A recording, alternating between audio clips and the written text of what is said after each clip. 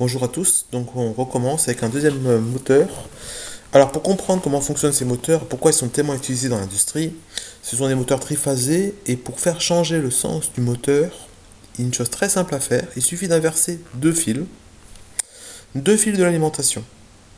On les voit ici ces fils-là. Un côté passe tout droit et vont rejoindre ici, le deuxième passe aussi tout droit, le troisième aussi.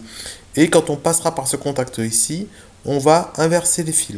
Donc les deux fils ici, on va inverser deux fils, ils vont arriver à deux pôles différents et le moteur tournera dans un autre sens. Pour commander tout ça, je vais mettre tout ça sous tension. Tout ça c'est déjà mis sous tension d'ailleurs. Donc on va commander en appuyant sur S2. Alors ce S2, qu'est-ce qu'il va faire? Il va bien sûr alimenter KM1.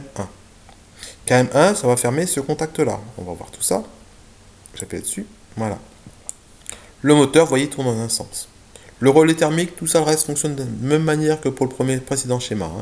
Qu'est-ce qu'on voit? On voit ici que S2 est appuyé, KM1 est activé, KM1 a fermé ce contact, il a ouvert ce contact aussi. Tiens, il y a un contact ici qui était normalement fermé, qui s'est ouvert.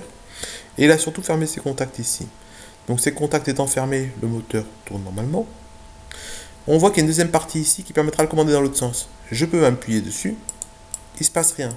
Tout simplement parce que j'ai mis une protection supplémentaire, c'est ça.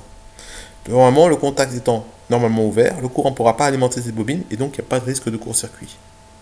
Deuxième chose qui a été faite, qui n'est pas simulable, c'est cette petite chaîne ici qui apparaît ici et qui apparaît ici. En fait, cette petite partie, c'est une petite pièce en plastique que l'on place tout simplement, qui évite que les deux contacts se ferment en même temps, provoquant un court-circuit général ici. Sur l'alimentation, ce ne serait pas très grave, mais à ce niveau-là, ce serait extrêmement grave puisqu'on inverse, on met des phases, on branche des phases entre elles. Donc on crée un gros court-circuit. Donc pour arrêter le moteur, il n'y a qu'une seule solution, c'est appuyer sur le bouton arrêt. Voilà. Deuxième solution, j'appuie sur la deuxième commande, et là le moteur tourne dans l'autre sens. On a activé KM2, donc KM2 va s'activer. Ici le relais de mémorisation finalement pour rester appuyé s'active aussi. Et en même temps, on a ouvert un circuit ici qui permettra d'éviter qu'on appuie sur ce bouton-là sans aucun risque. Et là, le moteur tourne dans un autre sens. Seule solution aussi, en fonctionnement normal, c'est bien sûr d'arrêter en actionnant le bouton stop.